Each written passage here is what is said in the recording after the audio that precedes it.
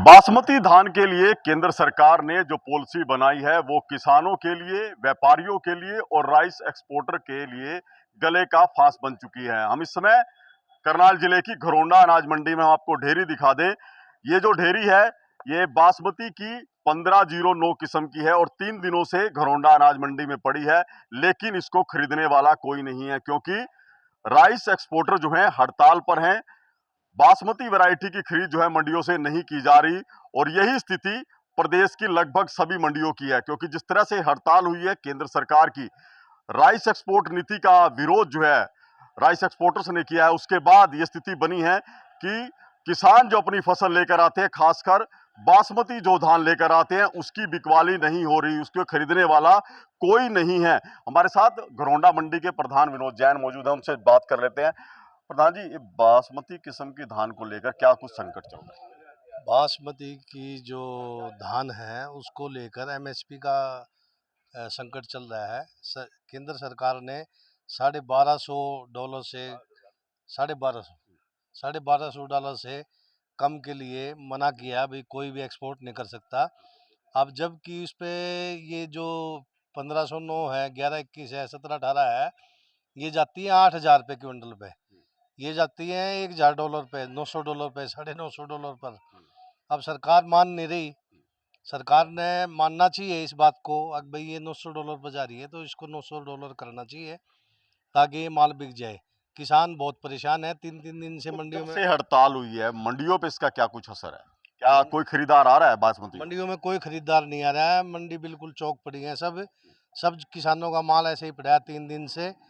बारिश ऊपर से मौसम खराब है तो इसलिए किसानों को, आड़तियों को, लेबर को, सब कोई परेशानी है। एक्सपोर्टरों को परेशानी है, वो कैसे भेजेंगे माल।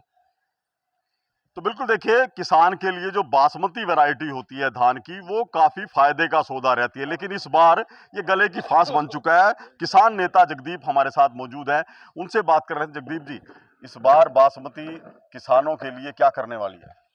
देखो, पहले इतने बढ़िया रेट चल रहे थे, 1509, 3500, 3600 के बाहर रहे हैं।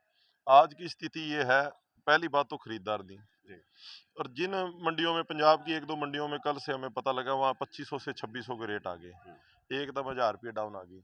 इसमें हम किसी एक्सपोर्टर की नहीं कमी निकाल सकते। ये कमी है सरकार की पॉलिसी की, सरकार की नीतियों की।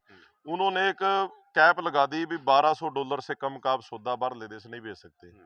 बेचोगे तो उस पर टैक्स है। तो आज जो 1509 या जो ये 1847, ये 1692 जो हमारे ये जो चावल है, ये 900 से $925 के सौदे हैं। अब क्या हुआ, जब एक्सपोर्टर का माल ही एक्सपोर्ट नहीं होगा तो वो हमारा धान क्यों खरीदेगा? उसने धान खरीदना ही छोड़ दिया। आज मंडी में इनका 2500-2600 का कोई गाहक नहीं है। पहले जब ये खरीद हो रही थी उस समय 1509 की बात करें या 1121 की बात करें, क्या भाव चल रहे थे? उस टाइम 1509, 1692, ये 1847, ये जो वैरायटी आई है 1509 के 3600-3700 तक भाग गए हैं। अब कहाँ पहुंच गए? अब 2500-2600। पहली बात तो हरियाणा की मंडियों में तो बिल्कुल ही उन्होंने हड़ताल ही, मतलब चलेगा, एक्सपोर्टर एक भी डेयरी नहीं बिक रही। कल पंजाब से हमें पता लगा, पातड़ा मंडी का पता लगा, वहाँ 2600 रुपये 1509 बिकी है। कहाँ पर 36-3700 और कहाँ पर 2600।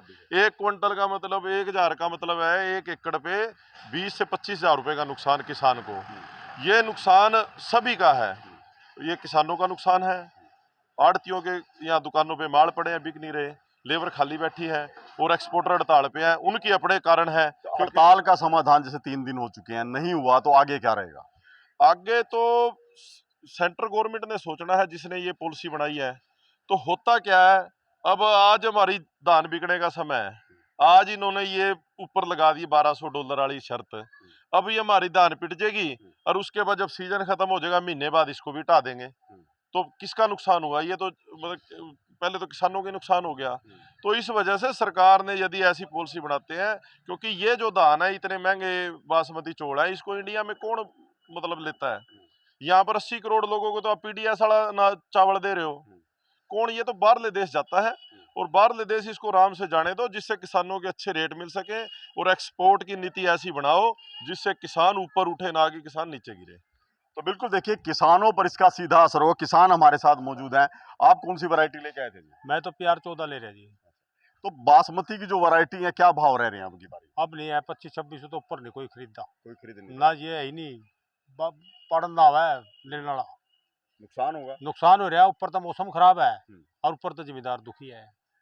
तो बिल्कुल देखिए, जिस तरह से बासमती जो किस्म की धान है उस पर जिस तरह से अंकुश लगा है या कहीं हड़ताल की वजह से असर पड़ रहा है, उसके बाद खरीदार कोई नहीं है। हालांकि गुणवत्ता की लिहाज की बात की जाए तो किसानों के लिए, व्यापारियों के लिए और राइस मिलर के लिए बासमती फायदे का सौदा रही है। लेकिन इस बार जिस तरह से ये पॉलिसी बनाई गई है कि $1250 प्रति टन से अधिक का चावल जो है वो निर्यात किया जा सके, उससे कम का चावल जो है निर्यात नहीं होगा। तो ऐसे में जो राइस एक्सपोर्टर एसोसिएशन है उन्होंने हड़ताल का आह्वान कर दिया था। 3 दिन हो चुके हैं, प्रदेश की मंडियों में किसी भी वैरायटी की जो बासमती से संबंधित है उनकी खरीद नहीं हो रही। इसकी वजह से भाव जो है वो प्रति क्विंटल 1000 रुपए से भी ज्यादा कम हो चुके हैं, जिसका सीधा नुकसान किसानों को होगा। वहीं मंडी व्यवस्था भी पूरी तरह से प्रभावित हो गई है। करनाल से महेंद्र सिंह, इंडिया न्यूज हरियाणा।